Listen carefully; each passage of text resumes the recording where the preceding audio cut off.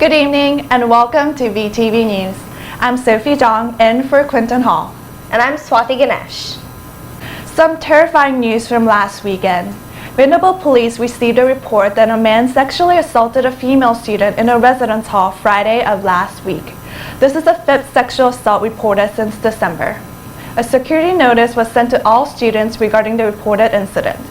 If you or anyone you know ever needs assistance, please call Vanderbilt Police at 615-421-1911. Wendy's may have great tasting food, but sometimes things aren't as great as they seem. Vandy students are demanding that Vanderbilt University cut all ties with Wendy's. Students from Vanderbilt and members in the Nashville community marched from Vanderbilt's campus to the Wendy's location on West End on March 18th.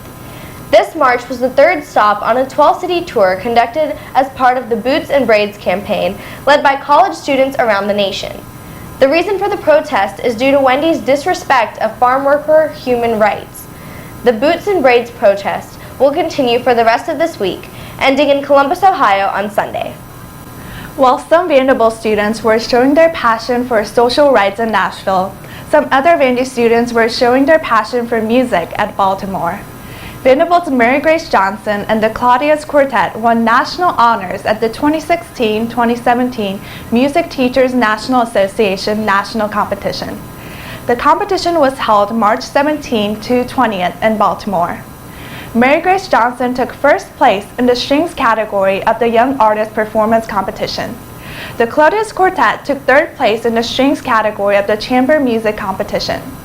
Johnson is a senior majoring in violin performance and minoring in viola and baroque violin. The Claudius Quartet consists of violin performance majors Eliza Wong, Hisu Cha, and Rachel Haber, and cello performance majors Megan Long. Former Vanderbilt football player Brandon Vandenberg appeal in court has been delayed. Vandenberg was found guilty in June 2013 for assisting in a gang rape of an unconscious woman.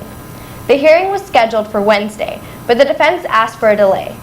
He was sentenced to 17 years in prison in November.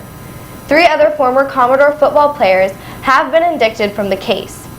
Vandenberg is currently in custody at Morgan County Correctional Complex near Kingston. A new date for the hearing has not been yet set. Vanderbilt Student Government election has finally come to an end. At 12:30 p.m. yesterday, Jamie Cox and Ryan Connor were announced to be the president and vice president, respectively, of Vanderbilt Student Government next year.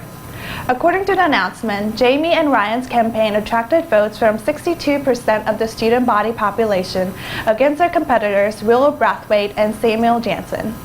Some of the ideas from Jamie and Ryan's platform include a public project graveyard for students to reinvigorate old ideas, senators being required to update constituents at important events within the Senate, forming a team that creates a comprehensive and easily accessible student organization master calendar, and a complete separation of ACFE and VSG. We may see an increase in the distribution of activity fees, but our research funding is on the verge of reduction. President Trump's recently released budget proposal drastically cuts university research funding. The plan suggests a $5.8 billion budget reduction, roughly a 20% cut. For Vanderbilt, this means severe reductions to federal research funding that touches nearly every aspect of the university, from engineering to religion. Last year, Vanderbilt University of Medicine received a $353 million in grants for research. Experts estimate that the budget proposal would result in the total output loss of $160 to $170 million, job loss, and the loss of about 300 higher education and medical research labs. Chancellor Nicholas Zeppos and Vanderbilt Medical Center President Jeff Balzer are pushing back against the budget. Zeppos says he plans to meet with Tennessee's congressional delegation. Regardless, university research leaders are preparing for the worst. Vanderbilt freshmen are immersing themselves into the action. Immersion seminars, I-seminars for short, are a new series of courses that are being introduced to first-year students this semester. These courses differ from the traditional common seminars in that it involves a more immersive, hands-on experience for the students. Most of these immersive experiences involve out-of-classroom encounters, helping to prepare first-year students for experiences they might have in their later college careers or beyond college. Examples of immersive experiences could include a Blair recital, a senior honors thesis, internship, or a study abroad trip. Currently, around 70% of Vandy students do at least one of these things before graduation, but the goal is to get this percentage up to 100% for the class of 2022. Those of us who do not live in Warren and Moore understand what a hassle it is simply trying to leave the building. Taking these concerns into account, students approach Vanderbilt's Project Safe with a complaint about the security swiping system in Warren and Moore College. Non-residents not only have to be swiped down to the main floor, but also are not able to exit the building without the help of a resident. The concern was that someone who experiences an uncomfortable or non-consensual encounter cannot quickly exit the residence hall for safety. After deliberation, the Office of Housing and Residential Education has decided not to change the card swiping abilities for next year because of a potential for an ill-intentioned person being able to enter the residence hall, which would compromise the safety of the residents. Now for this week's sports news, here's VTV News sports correspondent Madison Foglio. Good evening, Vanderbilt. I'm Madison Foglio, here with your weekly sports update. Freshman lacrosse player Emily Mathewson was named the Big East Rookie of the Week after her stellar performance against Villanova. It was a homecoming for the freshman last weekend as the Commodores traveled to her home in Philadelphia, Pennsylvania to play Big East rival Villanova. The freshman scored a career-high 5 goals in addition to having 3 assists, creating a momentum that would serve to lead the Commodores to prevail from a 5-goal deficit on 2 separate occasions. The Commodores, who are currently 4-3, return this Saturday for their second home game of the season against Big East rival Butler at 1 p.m. at the Vanderbilt Lacrosse Complex. We hope to see you there! Dual athlete phenom Simone Charleey makes history once again, receiving an invitation to the U.S. U23 national team. Coming off the placing 7th at the triple jump at the NCAA Track and Field Championships, Charleey is the first Commodore to be invited to the U23 soccer camp and the first athlete to be on both the U23 team and the North American, Central American, and the Caribbean Athletics Association U23 track team.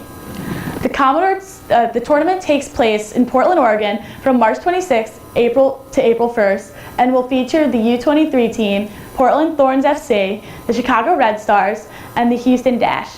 We wish you the best of luck, Simone. Moving on to golf. Sophomore Patrick Martin was named SEC Men's Golfer of the Week after his fantastic performance in the Schenkel Invitational this Sunday in Statesboro, Georgia. This is Martin's first individual title. The Birmingham, Alabama native shot a 12 under par, 204, earning him the title and helping the Commodores team in total finish 3rd. Martin and the rest of the Commodores golf team will be back in action on March 31st through April 2nd at their own tournament, Mason Rudolph Championship at the Vanderbilt Legends Club in the South Course. Moving on to baseball.